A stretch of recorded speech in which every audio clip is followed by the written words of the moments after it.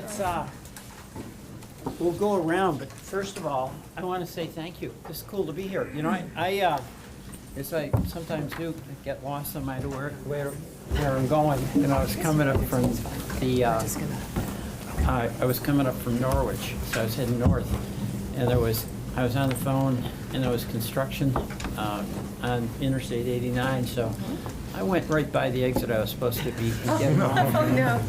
But you know, it worked out because I have never been on this road. You know, what is it called? Little Wilson Road? The one right out here? Yeah, Little Miller. Miller Extension. Miller yeah. Extension. Yes. Yeah, so I've never, it's a beautiful road. Oh my It's one of goodness. the prettiest drives in the fall. That's how we get here every It really day. is. It was so beautiful. So, you know, just one of the joys of being a member of Congress in Vermont, you get to get lost every once in a while and discover new roads. And here at the end of it is this beautiful school. It was really terrific. So today, what I'd like to do is go around after I introduce Commissioner Rosenworcel. She's one of my favorite people in government in Washington, all right? You know why? She gets the job done. She has an incredibly hard job. The Federal Communications Commission has extraordinary jurisdiction. And there's been a long time battle since I went to Congress in 2007 about focusing on rural areas and the needs we have for broadband, high-speed internet. And she has been a pioneer in having a commitment to extending broadband to rural America. And, you know, we had a big, really kind of a hard battle in Congress because a lot of the urban areas had higher speed internet, and they just didn't understand how it was different in most of rural America. And that's, by the way, whether you're a red state or a blue state, you know, it really didn't matter. Well, with COVID, of course, you couldn't do your homework, you couldn't go to work. In many cases, you couldn't get a medical appointment unless you had high-speed internet. And then one of the areas where Jessica was absolutely the pioneer was on the importance of rural broadband for rural education. And the homework gap is something that was she began talking about, and that was the fact that so many kids whose schools were assigning homework that required access to the internet didn't have it. And it was really a major, it was a major point of bringing a lot of members of Congress, Republicans and Democrats together, because all of our kids had the same challenge, whether it just didn't matter what your politics were. We're all concerned about the well-being of our kids. And then she's pushed that to the point where we're trying to get internet on our buses, and it's making a real concrete and practical difference. And it was interesting talking to our bus driver, technological person, where is he? Yeah, about you starting out your career in driving a school bus. Correct. And now the technology officer here and getting the capacity to have high-speed internet on the buses. So, Jessica, I just want to express to you my gratitude and what a pleasure it's been. I've served on committees that have worked with the FCC when I was in Congress and now that I'm in the Senate. And it's just been a pleasure for me to see a public servant who gets it and has the capacity to implement and work her way around what are, you know, very difficult political times in the Congress to still get things done. So I'll come back to you, but first let's go around and have everybody introduce themselves quickly. Hi, I'm Lisa Helm. I'm with the Agency of Education. I'm the state coordinator of education technology and the state E-rate coordinator for schools. Hi, I'm Stefan Boatwright. I teach high school history, social studies electives here at Williamstown. I'm Jake Beeling. I also teach high school history, elective social studies here at Williamstown. Hi, I'm Amelia. I'm a junior here at the high school. Hello, I'm Natalie, and I'm also a junior. Thanks for coming, you guys. Yeah. My name is Trey Cates, and I'm the Director of Technology here for the Central Vermont Supervisory Union. I'm Riley Ladner. I'm also a junior here. I'm Brooke Nadsum, and I am the librarian here at this. Jerry Hudak, I'm the principal of the high school, middle high school. Cool. And Matthew Fetters, the school superintendent of this great school, as well as 5 others from Northfield, Williamstown, Orange, and Washington. That's great. And now, let's turn this over to the chairwoman, Jessica Rosenworcel. And again, I'm embarrassing you by praising you so much, but it's just a common feeling about this extraordinary public servant that we have here, right here, in the middle school, right now. Jessica, Oh, my go ahead. goodness. Williamstown. Are a lot of pressure. All right. Well, I was thinking it's terrific to be here for 3 reasons. First of all, I got to know Senator Welch when he was Congressman Welch, and such an eloquent advocate for the state, and also the importance of broadband everywhere. Well before the pandemic, well before it was trendy to talk about students and how they needed it. And that get it factor always really appealed to me. And also his willingness to work with anyone in Congress who wanted to get something done. To me, that's the only mode you can operate in Washington. I've always appreciated that as an kind of the example. Vermont way, right? Right? We have to figure out how to get along. And, and the that second, can be tough at times. And the second reason I'm really happy to be here is, well, I'm from New England, and my family has lived off and on in Winhall, Vermont for the past 20 years. So I realize that's the southern part of the state, but I have deep ties to this area of the country. It's still my favorite place to be. I can have that bias, or at least I can tell you about it. And then finally, I'm really excited to be here because I think coming out of the pandemic, for the first time as a nation, we've really grappled with the digital divide. Congress has set aside billions of dollars to make sure that infrastructure reaches everyone everywhere. We are starting to recognize that this is an infrastructure requirement on par with what we did for rural electricity a century ago.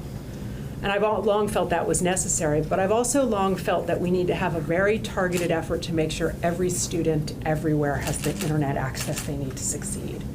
I mean, I didn't need it when I was growing up. I needed paper, pencil, my brother leaving me alone, and the third one was the hard one.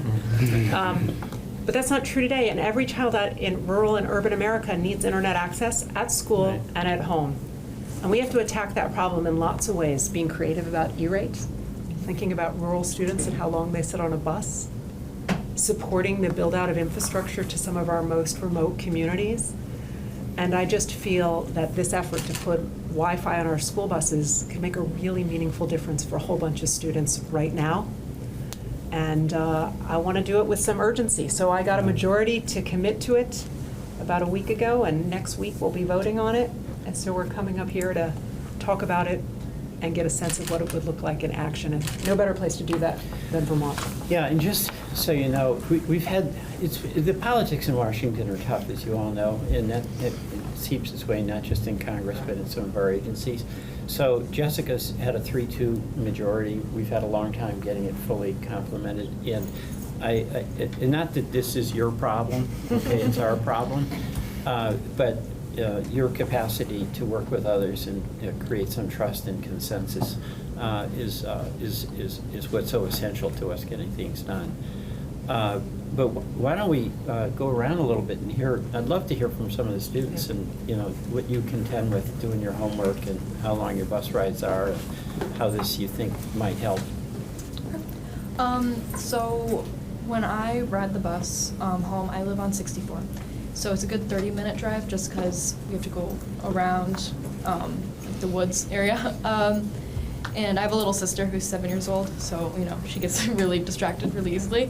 Is she on the bus with you? Yeah. Mm-hmm. And I think a Wi-Fi being added to the bus can be really helpful if it has access to students, for parents especially, to know where their kid is at all times when they get worried because they're on the bus and they're not with them.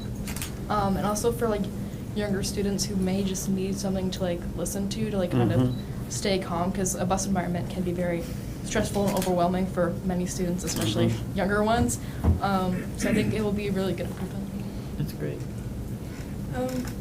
I have an hour-long bus ride, and I really do take my academics seriously, so I love having as much time as I can to work on my schoolwork, and I feel like it would be very important to put in these technologies on the buses, because an hour is a really useful time that we That's have. a lot of time. It's 2 hours to and from. Yeah. And also, some students have to leave earlier to get buses for sports games or over to Northfield. Yeah. And so that's cutting out of class time. And so if we can have them work on the bus, that would be a lot of time that they could have to make up and not fall behind with their classes. Because last year I saw that there's a lot of people who were falling behind in their classes at the end of the day who were having to leave for other things. So how long is your bus ride? It's an hour. I'm actually her neighbor. Anybody else just want to talk about? Well, sure. I can't speak for all teachers in the building, but for me, myself, I assign nothing on paper due to the pandemic, and even now that COVID's kind of coming back, there's been a lot of students that have been out, and I like them to be able to access their learning digitally at any time. But from the pandemic, almost its immediate onset, we saw that there were some Wi-Fi issues at home, and I've heard about Wi-Fi issues, just kind of patchiness because it's rural Vermont. And so being able to work on the bus, I think for a lot of kids, is going to be downright revolutionary. We use an online platform called Schoology, and students would be able to access not only their various types of learning, but different types of documents, videos, I mean, really the full classroom experience just coming to and from school. So I think it's a great idea. I mean, to go with that, Stefan, I know that one of my advisees, her living situation is such that she doesn't have any Wi-Fi at home. And last school year, I would see her coming in for the last like half hour of the day and just like printing stuff off. Because everything is being assigned digitally now, she would be printing off web pages and web pages and web pages so that she could read them at home. Oh, I see, yeah. Now, was that an expense issue, or was it a cost issue, or was it an availability issue? For her, I believe that it was a cost issue. Yeah. Oh, that's so that'll So help a lot, being yeah. able to spend that extra long bus ride, I don't know exactly how long she had, but having that little bit more time to and from school to be able to access this work. But also not having to print out all those web pages I know. ferociously at the end of the day before going home. And that's if you can print them out. I mean, if you're assigned a TED Talk to watch. That's right. You know, like Right. you can't print out a TED Talk. I mean, you can print out the transcript, but it's lost in translation, obviously. So so you can stream on this then. So it's like a TED Talk, you're going to have the technology or Right, so it'll be streamed. people that don't have access, they'd be able to get that on the bus and then read the rest of it at home. So I have only a very brief time in Vermont. I'm actually originally, I worked in New York for a number of years before I moved up here. I will say that any sort of travel time that students have, if they have the capability of being able to access their classwork during that time, it also helps to just, like I worked in Midtown Manhattan, so we had students coming from the Bronx, from Brooklyn.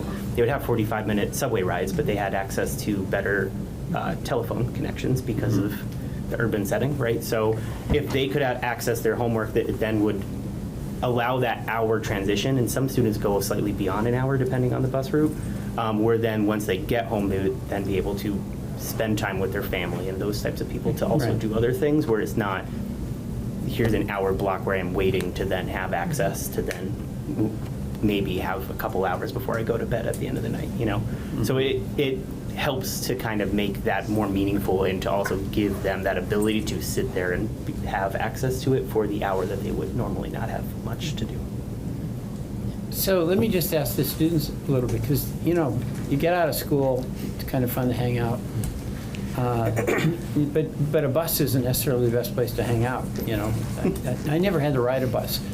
In the old days, I had to walk to school. It was rough. Snow, it was Vermont. But I'll ask the question of some skeptics that you'll just surf the net as opposed to use it for homework activities. But even that seems like if it's a calming if it helps calm the transition, so you have better time with your friends. Just speak to us a little bit about that and how you see it playing out. I'm trying to think, sorry. I think it will, like you're asking, like how having more time on the bus to do your homework and then having time to socialize. Yeah. Okay. Yeah. I think it'll plan out really well. I mean, as juniors, all of us are very academic focused, so we're all very focused on getting our grades up towards colleges. So, I mean, Natalie and I, we try to hang out, but we both take AP classes, so we have a ton of homework. But having access to on the bus ride home gives us plenty of time to get it done. Yeah. How much homework would you say you have a night in terms of time? So for our AP English class, we have to read, we have reading ones to do, which are usually on paper, but then we have essays to write, which we have the week to write, and we do ours online just because it's like easier for most students to just like not have to write it down, handwriting wise, which can take up to an hour and a half. But having access on a bus to be able to do that, I think would give a lot more time for people to be able to socialize, and which would help into the mental health strategy. So I think this would really help students mentally be happier after getting homework done, and then being able to socialize with family and friends, and just like sports. Again, with like what Riley Lagner was saying, you'd be able to do your sports too and be able to stay caught up. So, I mean, it just makes so much sense. Instead of that being dead time, it's useful time. You made me think, like, people that might say, oh, they'll just be on Snapchat, or they'll be, YouTube, and like, this is I mean, as a librarian, like, this is about access, I guess. And so what if they're on Snapchat? That's part of being a kid, yeah. I mean, in a community like this, if they don't have access at home, Right. like, this is leveling the playing field, and whether that's academically or socially or whatever it is, it's giving everybody access to the same thing.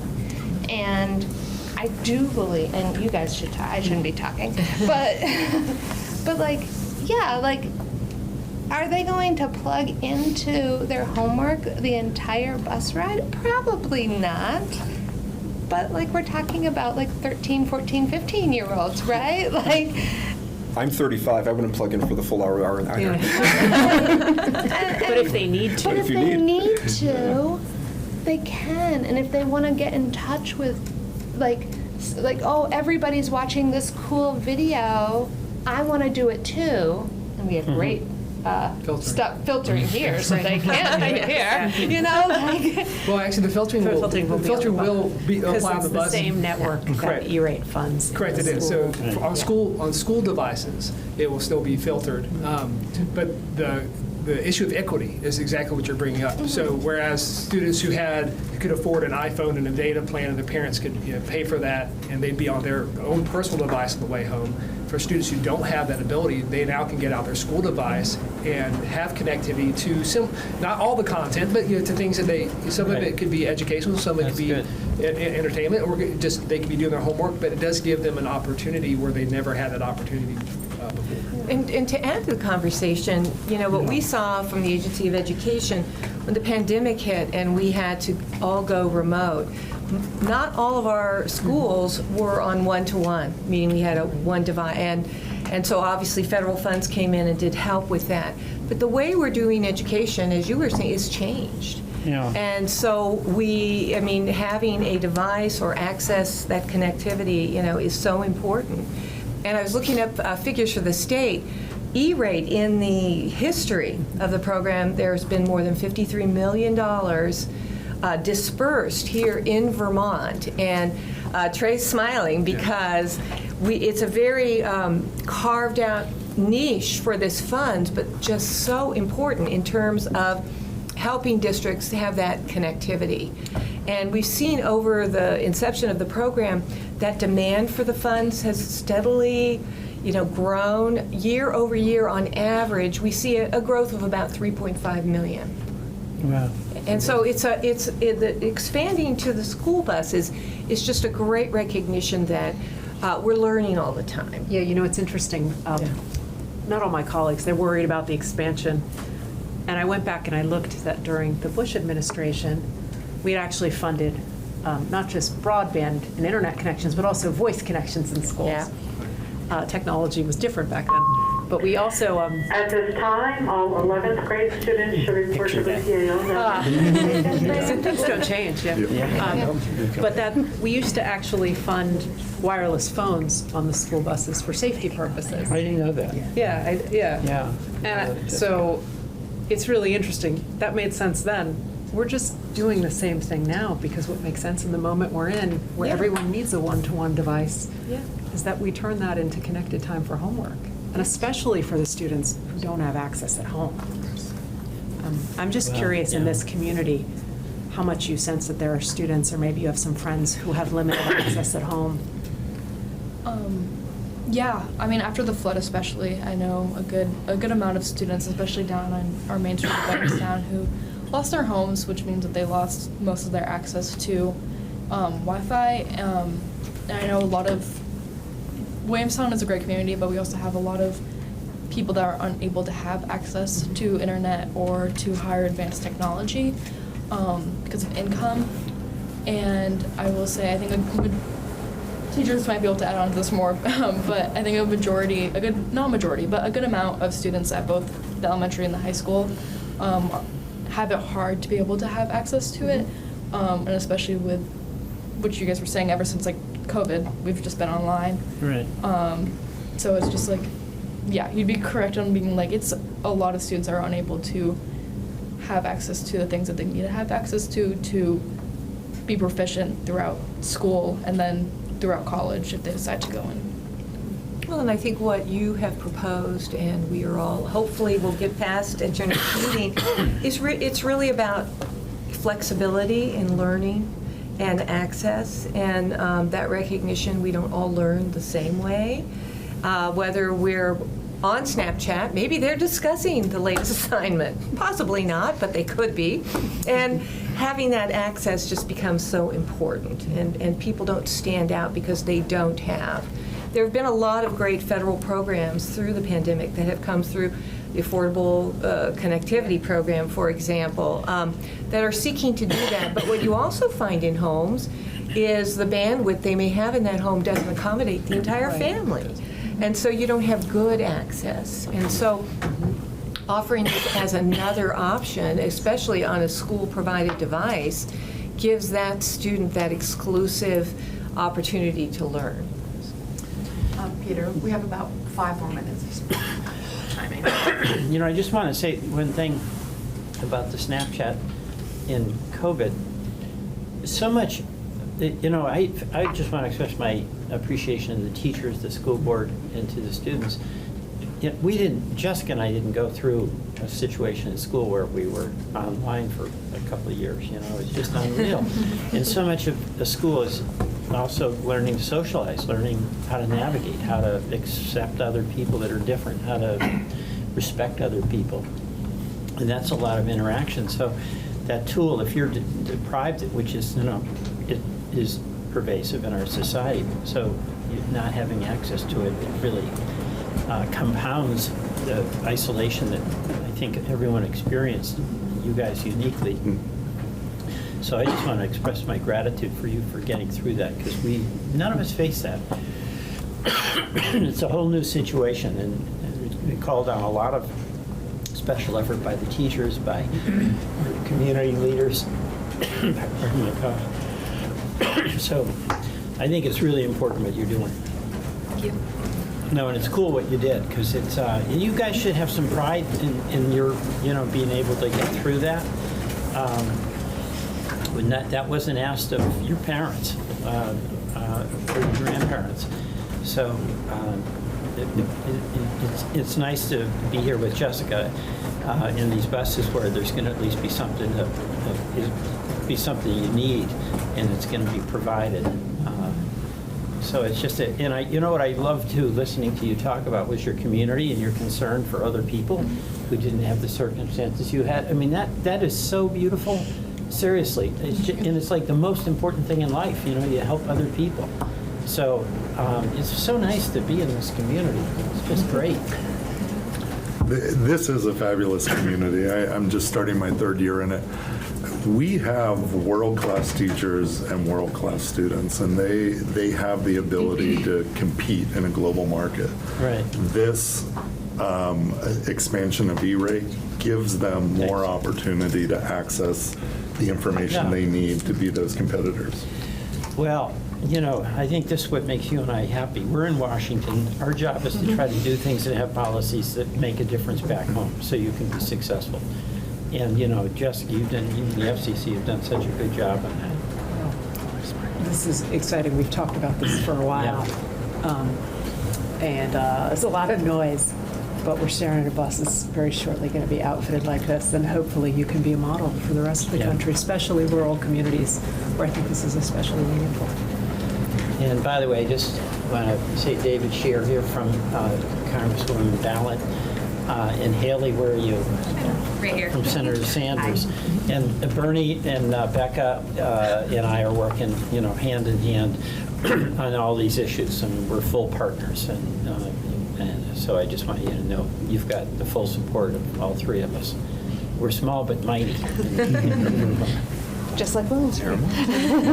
Just like Williamstown. Exactly. No, it's exactly right.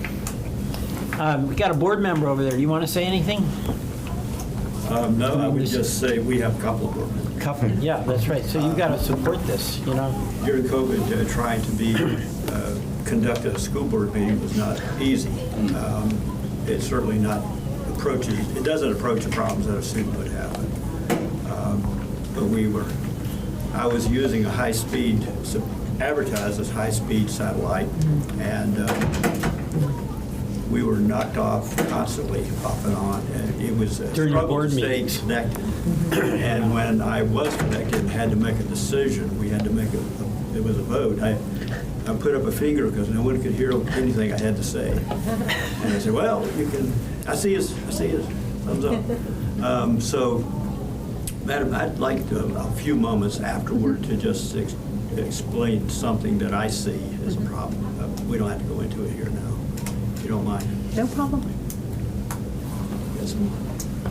No, just, I certainly agree. I think running virtual board meetings was nothing compared to running a virtual school. And, seeing, and understanding kids struggling at home with either the lack of internet access or the lack of fast enough internet to do what they need to do, which is still very much a struggle in our community. So this is appreciated. The final word here, I just want to emphasize something, Jessica, that you said. Rural America can't be second-class America. It just can't be. So, we made a decision in this country when electrification was coming through, and the decision was not an economic one. It was a political and social one. And it was that we were going to electrify places where there wasn't a lot of profit to be made by getting electricity to the last farm on the dirt road. And what we've been pushing for, Bernie and Becca and Jessica in the lead, is to have that commitment when it comes to broadband, because it is so essential. I mean, you can't be a modern person. You wouldn't have a future without your access. No, you know that.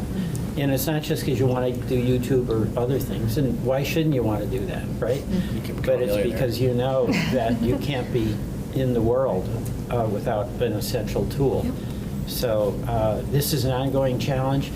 For me, it's also an area, though, where all that division that none of us like, really, you're seeing in Washington, it's an area where we can work together. Because when I talk to my the Republican colleagues and I ask them, how's internet where you are in the rural areas, I get this, it's like I'm talking to me here. You know what I mean? So then we are talking about a common challenge, and they generally want to do what's good for the folks they represent, as I do. So it's a way of bringing us together. So I just, I think it's great what you've done here. And the implementation part is hard. We get the policy and come up with some money, and that's a big battle. But when it actually comes down to the Williamstown Middle School, and how do you get the bus, and how do you get the technology, and how do you put it in there, and then how do you get the school board to be supportive when At there's this a lot time, of all other 12th things grade students may contending. go to the PAL to get So their pictures it's taken, really, please. it's the work of building community that, and this is an essential tool. And it's just a thrill for me to be here and to see the good work that you all have done. And I know for you it must be, because again, really, she has been the pioneer here. Yeah, I saw early school buses in rural Southern California for the kids of migrant workers. Yeah. And a superintendent who put them on Wi-Fi on the buses. I saw it in rural New Mexico with your colleague, Senator Lubon. Yeah. Yeah. And you just look at that and you say, we could do this everywhere. Yeah. It's technically possible. We're creative enough. Right. We just have to press forward, get things done in Washington, and then leave it in the hands of people who will really make it happen. So Yeah. thank you for what you're doing. Yeah, it's really inspiring for the both of us to be here and see the good work you've done. You know, cooperation is better than conflict, right? You get things done. So thank you all. Thank you. Want to take a big group picture? Can we do that? Let's try to do that. Can we do that? With you too. We got the school board. You guys have the hardest job in college. You sat back. Do you want to do it on?